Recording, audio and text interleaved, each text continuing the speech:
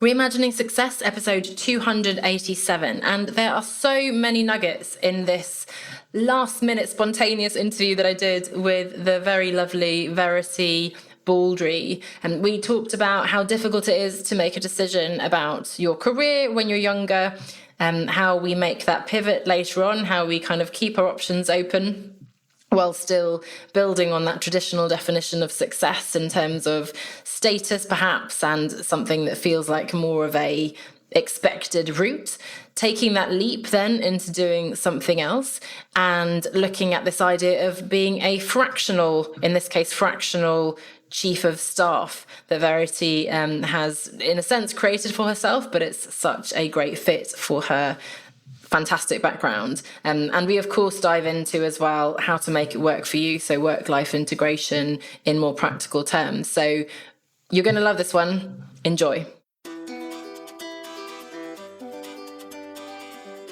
Welcome to Reimagining Success, your compass for navigating a world where the traditional 9 to 5 no longer fits our needs or aspirations. I'm your host, Anna Lundberg, former corporate insider turned business mentor, executive coach, and mum of 2. Here to guide you as you craft a career and a life that's filled with freedom, flexibility, and fulfillment. Join me as I uncover actionable strategies, share inspirational stories, and equip you with the tools to thrive in today's evolving workplace. Ready to redefine success? Let's get started. Okay, hello everybody, and welcome back to this month's interview. And I'm here with Verity Baldry. And Verity and I met online, I suppose. We still haven't met in person, unfortunately, but hopefully that will still come, as things often go, via a connector who then introduced me to Verity, and we had a lovely project together, and which we can maybe, if it's relevant, talk about later. But I'm really happy to have Verity on, and she's very graciously stepped in to help me out, and I know that her story is an interesting one. So welcome, Verity, and could you please tell us a little bit more about what your career history has been like and what you're doing today? Thanks for having me. It's been a swift decision, hasn't it? So I have spent the best part of 20 years working at a venture builder called Blenheim Chalcot. What a venture builder means in the Blenheim Chalcot world is either starting businesses within the group or bringing external businesses in and growing and scaling them. And I described my role at Blenheim Chalcot was like a guy who had, somebody had, a hand on my collar, like the Google map was just a man dropping me in, and it's kind of the drop and run and go. So I traversed businesses within the Blenheim Chalcot group, loads of fun, lots of different experiences. I felt like my CV was the worst CV in the world, especially for somebody of my kind of generation, because I did all sorts. I did project management, I did consultancy, I did product management, commercial stuff, business development, kind of whatever it takes in that startup world. And I left in the pandemic. And went off and did an MA in creative and life writing, which I now think of as the antidote to nearly 20 years spent in startup in that quite frenetic environment. And then since then, I have been working fractionally, which we can talk about, for myself recently, just coming up for my first year working for Cheerful Orange. So I call myself a fractional chief of staff, which is a title that is very flexible and allows me to offer all of those skills and completely make sense of that CV back from Blenheim Chalcot. So I work with CEOs and founders in early stage businesses to help them establish their businesses and grow and scale them, doing those kind of right hand special projects, anything that a founder needs. And if it's not me, then it's normally somebody I know from my network, because they are the people, they're the people that I have, from my career. And yeah, let's definitely dig into that. Out of curiosity, if we go way back to the beginning, how did you end up in that career? Was that a very intentional career path coming out of education, or how did you end up there in the first place? So I went into education saying I don't know what I want to be when I grow up. So I went off to uni and did a management sciences degree thinking, here we go. I'll do all of these different modules in HR, logistics. It was, some stats stuff. It was everything, operational stuff. And I thought by the time I get to the end of it, I'll know what I want to do. And I did really, if I specialised in anything, I did a lot of the small business modules. So I really enjoyed, the business planning side of it. But you don't graduate into anything that looks like that. So I graduated into a role with Morgan Stanley. And I went down to Canary Wharf in investment banking doing South African equity settlements, thinking not really sure what this is, but I'll give it a go. And I hated it. Absolutely hated it. I feel like I'm, slightly allergic to Canary Wharf just for that environment. It's not me. It could never have been me. But I suppose I felt like that was the conventional thing. And, like project management was a module that I did on my degree, but it didn't exist in the world. There were no project management jobs. So I feel like, kind of the thing that I knew I was going to be good at wasn't available in the world at the time when I did it. So I didn't last long at Morgan Stanley. My sister, very helpfully pulled me into some stuff that she was doing at Department for Work and Pensions at the time, which was on values and culture change, which was really fun. And from there, I got my role with Agilicis, which was one of the first biggest businesses within Blenheim Chalcot. So because I had the government experience and because they were winning government contracts, I mean, I was central government, they were looking for local, but it didn't seem to matter. They were looking for people that could come in and kind of grow. And then I grew through Agilicis and then, outside of Agilicis through the rest of the group. In my career, when I had children, I switched more into business development and direct client delivery stuff to try and get that flexibility, which is funny because that flexibility was, sort of still finishing at 5, maybe going home, dinner, bath and bed with the kids, but then starting again later. So, it was fairly full on, the idea that I was, kind of more flexible. And it was, and my colleagues were very kind, to sort of allow that asynchronous working, although actually it benefited us a lot when we were, sort of doing the big bid work. We doubled Agilicis year on year with the, the bids that we were doing then. So it was a great time, but it was really hard work. And when I stepped out of Agilicis, that was where I was like, I think I want to be, kind of doing the small business. Agilicis was too big for me by then, it felt. And really that's a pattern that's repeated. So the last role that I had within the Blenheim Chalcot group was with salary finance. And by the time I'd been there 4 and a bit years, it was global, big investment, lots of people and less fun. So I know that my heart is in that sort of small business, kind of that's definitely the fast growing stuff. But for me, there was no easy access, no, like, I mean, I'm now calling myself a chief of staff. That's a thing that didn't exist, previously. I think really all I want is something that's elastic enough to say, what's fun, let's go. I call myself a conjurer. If I call myself anything, it's a thing that says, what do we think this looks like? How do we go from here to here? And setting off without really even, knowing whether you can get to the end. That's the bit that I find really motivating. One of my favorite sayings is, at first it's impossible, then it's difficult, then it's done. And I learned that while we were building the community centre. So it was really, that was one I lived on a daily basis. Just I didn't mention that, did I? My career thing, one of my roles was I did a project to build a community centre locally, which is something that was really important to me at the time. And it felt impossible and it really looked impossible. And then actually we were doing it and didn't think we were ever going to get to the end of it, and now it's done and there's natural building there. So that really epitomizes the kind of way that I work and the kind of things that I enjoy doing. And I think startup it's a whole environment that gives a lot of opportunity, a lot of scope for those kind of that sort of flexible job description, even if it's not necessarily flexible work.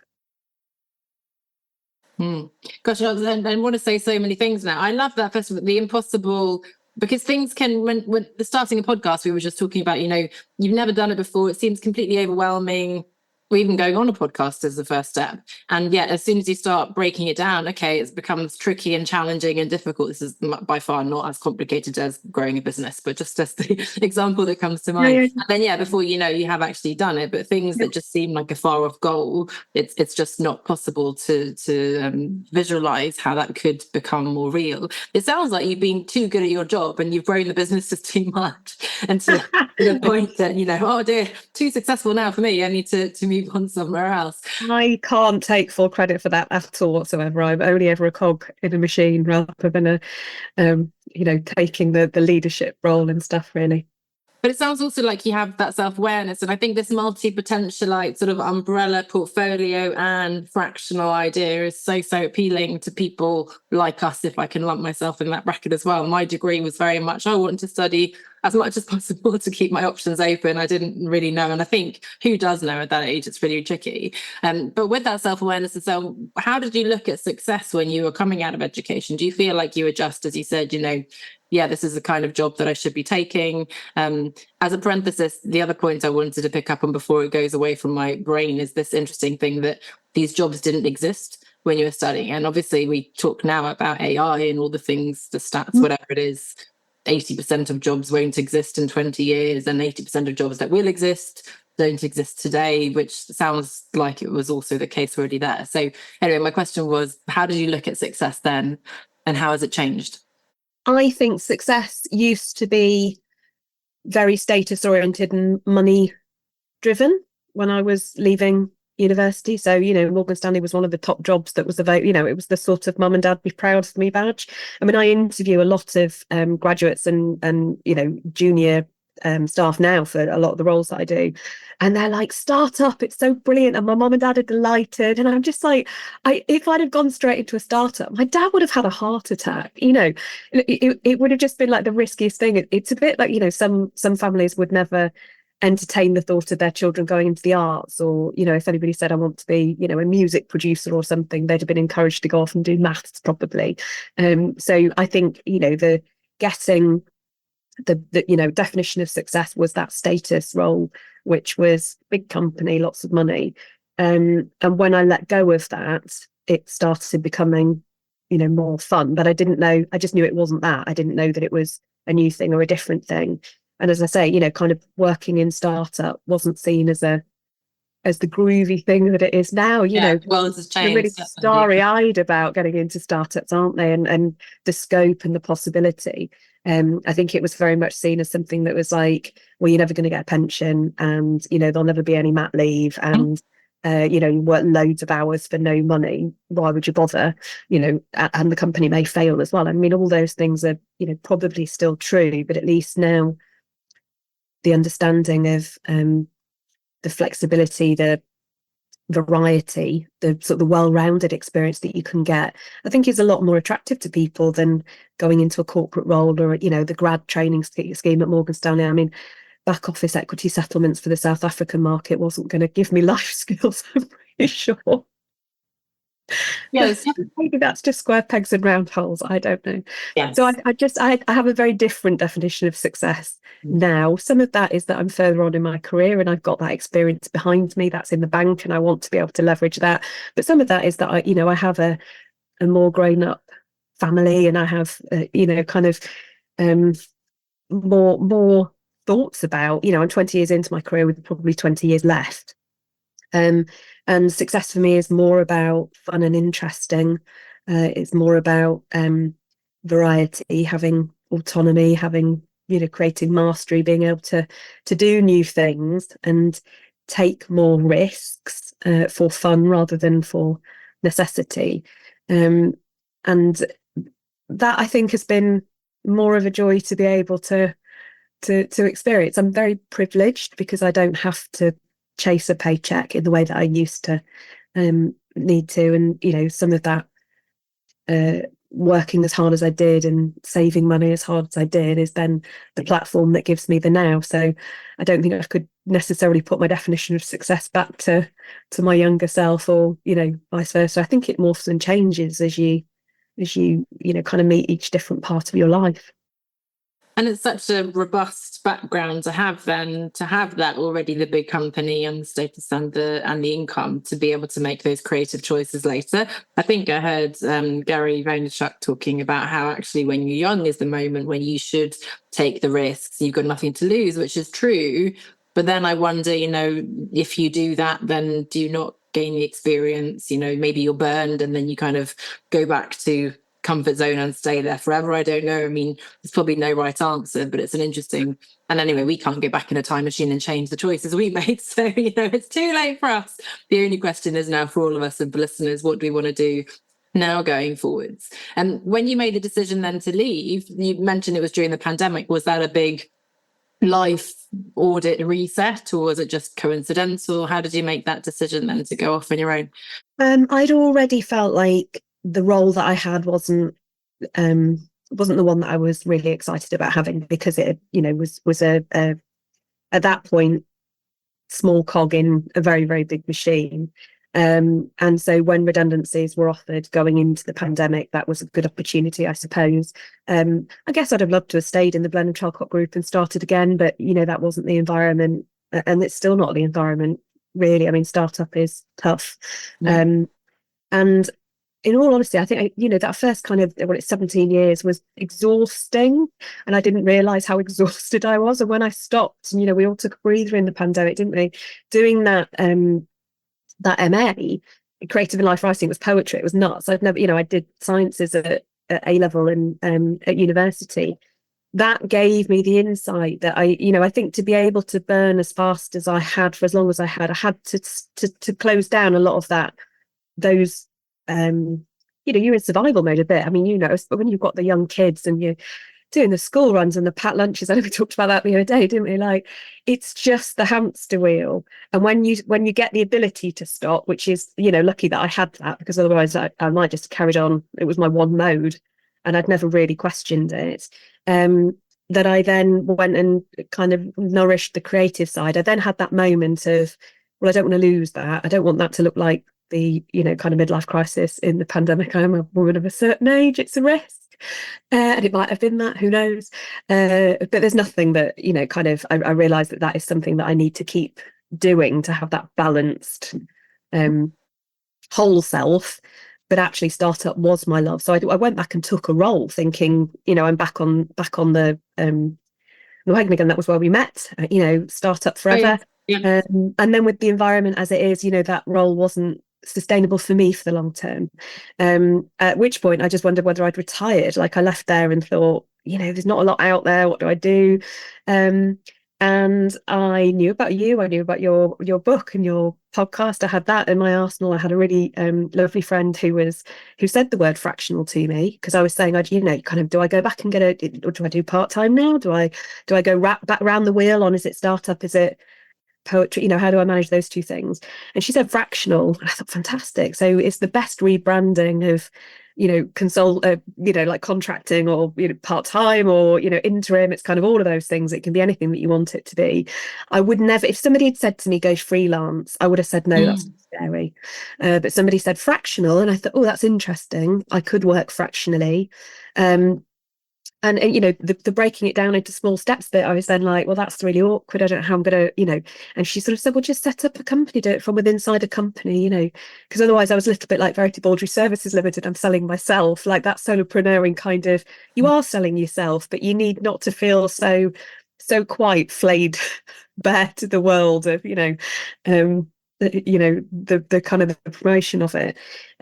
So gradually, step by step, I kind of worked with the idea of the chief of staff, the fractional, thinking about what the startup market's doing, where people can't afford, they need the expertise but they can't afford it, and so then I thought, well, if I have 20 years left to use the operator experience that I've got, kind of maybe in the future I go towards advising, maybe I start investing, kind of maybe that's the way that I go on the journey with startup, without having to be in the kind of bleeding from my eyeballs, nailed onto the rocket ship sort of approach to startup.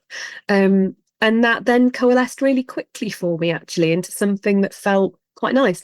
Cheerful Orange was a business name that I came up with so many years ago now. I've been asked quite a few times, like, oh, how did you come up with the name? I was I was thinking about Virgin as a brand, and those brands that can be anything, and I was thinking, I just need one of those, and then if I ever have a business in the future.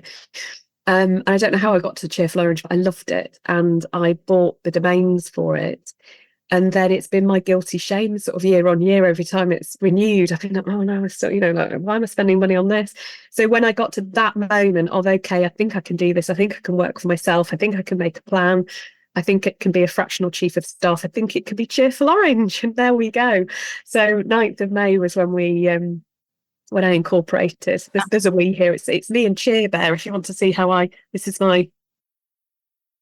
Oh, that's the company. Oh, I That's remember me. that guy. Me and Cheerful.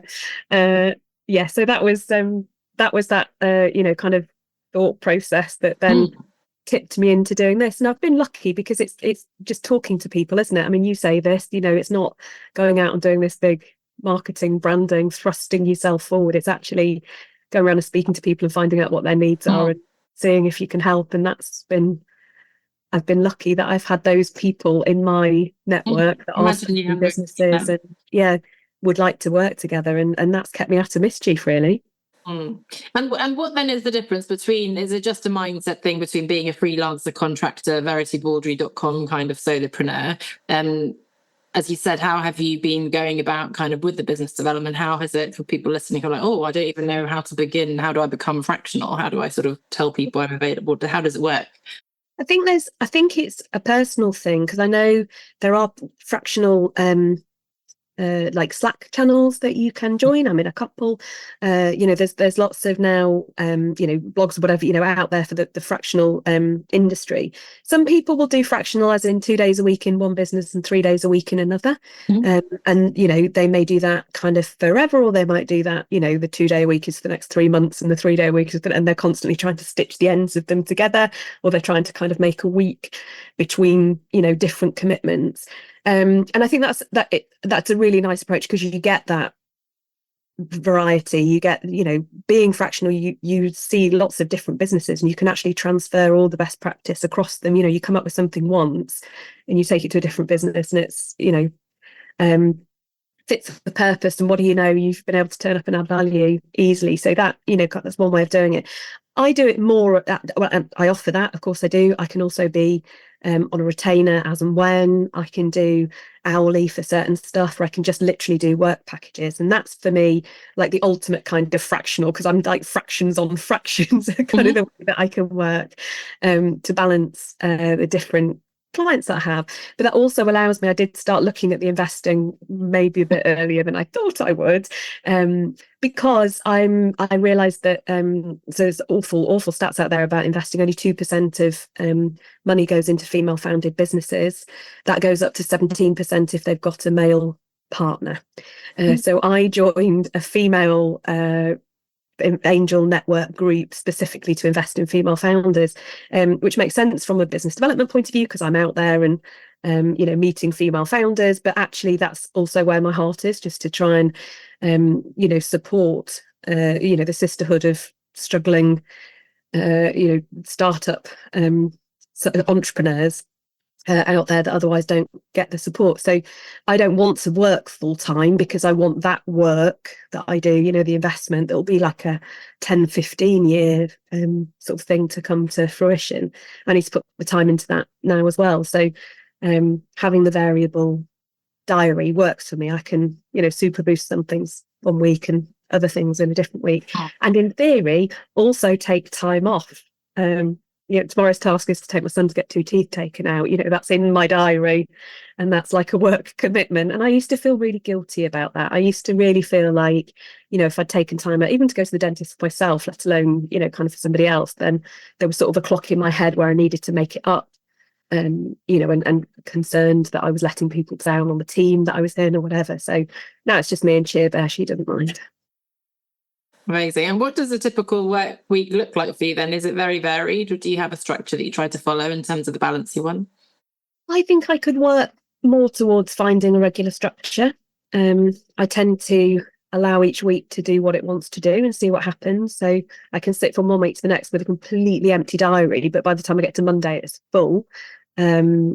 I've just taken on a 3-day a week for 12 weeks project. So I'm going to have to start managing things, but that's because it's new and that's experimenting.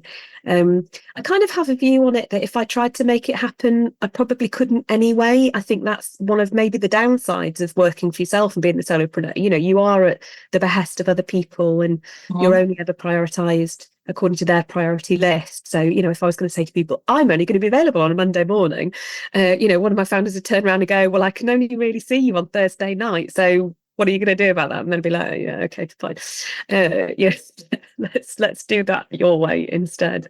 So I have agency over saying yes or no to stuff. Yes. but I don't try and force particular patterns. But having said that, like my son's dental appointment, I do now make sure that I bake in exercise. I saw you went off and played tennis the other day. I know, it's a very popular post on LinkedIn, isn't that always the way? They don't like my serious stuff I'm putting out there, but I post a selfie. The minute you Skype, yeah, the minute you own up to the fact that you Skyped and you went to play tennis. But no, I like wholly agree with you that is so important. And I think that's one of my later learnings. My friend has got the idea of the tumble dryer in your back brain, that there's just always something turning over. And so I would, and I think maybe, you know, kind of the poetry taught me this a little bit, that if you're like, I need to get to the answer now, you know, you kind of, your brain stops. Whereas if you go off and sort the washing, which I would have felt guilty about doing when I was working, you know, for somebody else, you go off and sort the washing and your brain's kind of churning stuff over, and then you've got the answer when you come back, and it just, there's a lot more ease in that. But that's because I'm not I'm not sure anybody actually constrained me as much as I felt constrained, but I felt the responsibility to be working, you know, as harder, if not harder, slightly than everybody else around me, just to make sure that I sort of, you know, earned my keep and felt my place within a bigger company. Whereas for myself, Cheer Bear doesn't mind. Cheer Bear's very supportive. We all need a Cheer Bear.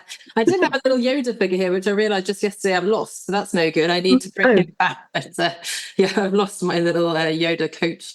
But that's very interesting. So obviously different industries have certain ways of working, and startup is very fast paced, and if they're working long hours they might expect you to do the same. But as you said, you can still have boundaries within that. Obviously you can choose not to work with startups, but then you can, in that choice, still, and I always find that people respect that. I find that you know, if you're clear about what the boundaries are and you're super willing to obviously bend them as and when needed and so on, I think that's always landed better than I thought it would, because we think, oh gosh, I've got to, and especially when we're younger, you know, people pleasing, and I've got to say yes to everything, and that's, as we know, a recipe for burnout. So having that space and time for your son's 2 teeth and whatever it is pretty important to put that into the diary. So the one hack that I did have while I was still working was I got to a 9-day fortnight, because I always felt like part-time working was going to be impossible. I thought, you know, there's that you hear from everybody, don't you, that if you do a 4-day week, you end up working 5 and getting paid at 80%, which who wants that? And I'd heard that from a lot of my friends, and hadn't really felt like the roles that I was in were going to be appropriate for a part-time, you know. So I went back after 6 months maternity leave and I went in full-time, and I just made it work. And let's bear in mind that was like 5 days a week in an office as well. Like I can't even in my head at the moment figure out how that happened. But then I got told about a 9-day fortnight from a friend who worked in charity, which is taking every other Friday off. So 90% of your salary, obviously your holiday gets cut by 10%, but you earn these 26 days in a year, which are every other. So actually, because you are there some Fridays, most people think that you work full time. So you don't kind of have that, like the part-time stigma. And also because you're in some Fridays, you don't fill up your available Friday with doing a yoga class and then going for a coffee, or I always do the washing on this day or whatever. Like the every other Friday becomes the gift day. And that's so much more prevalent in charity and, you know, in government, you know, all of those different kind of working patterns are there. And, you know, this, you know, 4-day working week now, some organisations have gone to 90% rather than 80%. And interestingly, a friend of mine, the whole company finishes at Friday lunchtime. So that's a different way of doing 90%, you know. And if you did a 90% like that and you never worked a Friday afternoon, frankly, who would notice?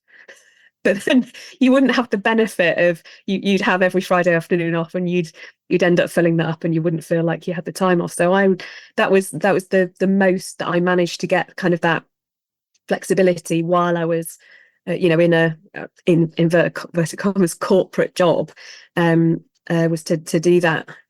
I think that's powerful. That's not something I've come across before speaking to you about it a while back. And I think it's such an interesting, because as you say, if you, both in terms of sort of the image in the office or with other people, but also your own calendar, I guess that's a danger. I'm such a fan and ambassador for remote working and flexible and hybrid. But of course, if we become used to a 4-day work week, maybe in years to come, everything will kind of have got into some kind of status quo there, and then the extra day doesn't feel like an extra day anymore, does it? And it just becomes sort of taken for granted. So we need to keep mix things up maybe. But I love that creativity to find what works for you, either finishing early or doing every other week. And suddenly I wasn't in the hairdressers with a laptop. That was the difference. I could just the hairdressers. Oh, nice. Yeah, I have been doing the laptop recently, but also because it's quite nice to be away from the Wi-Fi, and I find, writing and so on.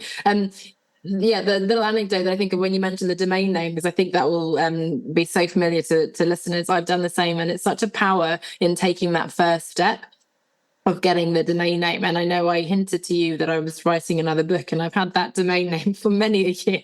Oh, amazing. It's finally sort of coming to fruition. So it's that kind of, it's really nice to, obviously there is something there if you're getting the domain name. Some people may have had that sort of urge to work for themselves for a long time, and it might not take the form that we naively thought at the beginning when it was impossible, but it becomes difficult and then done. So there you go. Done. Well done. Work in progress.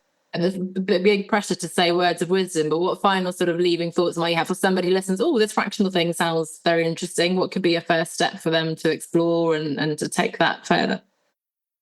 I think there's a lot that you can do. This is your advice, Anna. I'm sure I'm only going to parrot back the things that I learned from you. That you can start figuring that out while you're still doing the thing that you're doing, and be clear about what it is that you will enjoy and you're good at, and where you've got that network. I don't think you could go from day job doing A into fractional doing B successfully unless you do that overlap. I don't think B can be very, very different from A, but I think I obviously left and then went, oh, what will I do? And that process was like a 5 or 6 week process. So it is possible, and my B is not very different from my A, but there is a discernment process, I think, about what it will be, because to be able then to make the fractional work, you're not just going out to get yourself one job, you're going out to get yourself multiple jobs, perhaps some of which won't start immediately, and that the resilience of knowing that something will come is the key thing. You have to really believe it when you do it, or be comfortable figuring it out as you go. I mean, I'm people ask me what a chief of staff is, and my answer is still, it's whatever you want it to be. Okay, that's good to know. I've always wondered about that. There seems to be a red thread that you've sort of gone for those choices that allow you to fulfill your potential in all the different directions. So that's really fun projects with interesting people. And there you go. That's your business plan, right? That's the absolutely way. It does sound like it's a bit of a jigsaw, because as you say, you suddenly get 3 days over 12 weeks, and then people always worry about having too many clients, which is a good problem to have, really. But then and then having sort of the feast or famine and so on. So I think that's maybe something. Getting in the community as well. I mean, I know you support the community, don't you? Being surrounded by people who will have been on the journey before. I met somebody at a wedding really early on who was like, right, I'm going to tell you everything that you need to know. And I was like, I've not met you before, friend of a friend. Yeah. And she said, I wouldn't have believed this if you'd have told me where I am. But, I'm 5 years in now, I'm cutting a 6-figure salary. I've got, these amazing clients, and I'm really happy. And I was like, wow, that seems impossible from where I am. But thanks, And though for me, those people, I found them all over the place. I didn't join any networks at that point, but I just sort of found them and really clung on to any advice that anybody could give me. And also, you're talking to them about it. They might know somebody that can connect you, that might need a you. And that's all you need, isn't it? Absolutely. And so where can we read more? Where, if we want to get a fractional chief of staff who can do all sorts of things, or if we just want to see what that looks like in sort of tangible terms, where can we find you? So Cheerful Orange is on LinkedIn and on cheerfulorange.com. Is there a picture of Cheer Bear somewhere, or is he just a behind the scenes 14 bear? To add Cheer Bear on the list of chief of happiness, or what are those? Chief happiness officer, something like that. He could be. Yeah, Cheer Bear. There he is, Cheer Bear. He's unique. He's got a very strong positioning, very strong USP, and he's behind the success. Yeah, knows exactly what he's doing. He, she. I think, maybe not. Oh yeah, also they. Who knows? Yeah. Amazing. I don't remember back in the day, and I don't think they had genders, the bears, did they? Which is I feel like I'm picking up homework rapidly at the end of this now. I've got to go off and put some more material on my website and my LinkedIn and work out who Cheer Bear is. Well, he, she, they does a great job, and so do you. So, Verity, thank you so much again for stepping in. You've been, as expected, a delight, and so many interesting things. I'd love to talk to you for longer, but I'll let you go and the listeners as well. So, thank you so much, and looking forward to seeing how your journey progresses in the next 20 years. Yeah, it's going to be fun. Thanks, Anna. Thank you. Outside of the 9 to 5 is the book that continues the story from leaving the corporate 9 to 5. It is a practical guide to designing and building a profitable business that gives you freedom, flexibility, and fulfillment. Check it out and grab your copy at outsideofthe9to5.com. That's outsideofthe9to5.com.